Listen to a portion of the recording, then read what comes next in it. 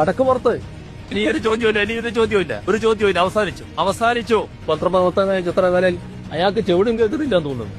ഇല്ലാന്നൊരു ശരിയായ ഏർപ്പാണല്ലേ ഞാൻ സംസാരിച്ച് അവസാനിപ്പിച്ചല്ലേ. നിങ്ങൾക്ക് എന്താ തർക്കിക്കാണോ വേണ്ടത്? മാലനിൽക്കാൻ കൊടുക്കും. ഞാൻ അമ്മാതിരിക്കാൻ വേണ്ടി വേണ്ട കേട്ടോ. നിങ്ങൾ ആളെ വിളിച്ചാൽ മതി. എന്തും കാണിക്കാനുള്ള ഒരു വേദിയാണ് യോഗം എന്ന് കരുതരുത്. ഞാൻ നല്ലത് എന്തൊക്കെ പറഞ്ഞുകൊണ്ട് എനിക്ക് അതിനകത്ത് വിഷമം തോന്നേണ്ട കാര്യമില്ലല്ലോ. അപ്പൊ ഇനി ഞാൻ സംസാരിക്കുന്നതായിരിക്കും നല്ലത്. അല്ലെങ്കിൽ എനിക്ക് ഒന്നും സംസാരിക്കാതെ ഇറങ്ങി പോകേണ്ടതായിരിക്കും. മാലനിൽക്കാൻ കൊടുക്കും. കേരളത്തിന്റെ ആവശ്യം വളരെ കൂടുതലാണ്. അത് വീട്ടിൽ പോയി ചോദിച്ചാൽ മതി. കഴിഞ്ഞ ദിവസത്തെ നമ്മുടെ മുഖ്യമന്ത്രിയുടെ ഈ പ്രസംഗം കണ്ടപ്പോൾ എനിക്ക് എന്താ തോന്നിയെന്നറിയാമോ? അതായത് നമ്മൾ ചെറുപ്പകാലത്ത് പഠിച്ചിരുന്ന ഒരു കഥയുണ്ട്, നീലക്കുറുക്കൻ്റെ കഥ. അതായത് രാജാവാകാൻ കൊതിച്ച നീലക്കുറുക്കൻ്റെ കഥ. അതാണ് എനിക്ക് ഓർമ്മ വന്നത്. അതായത് നീലക്കുറുക്കന് ഒരിക്കലും കൂകാതിരിക്കാൻ പറ്റില്ല. അതാണ് ഇവിടെ സംഭവിച്ചത്.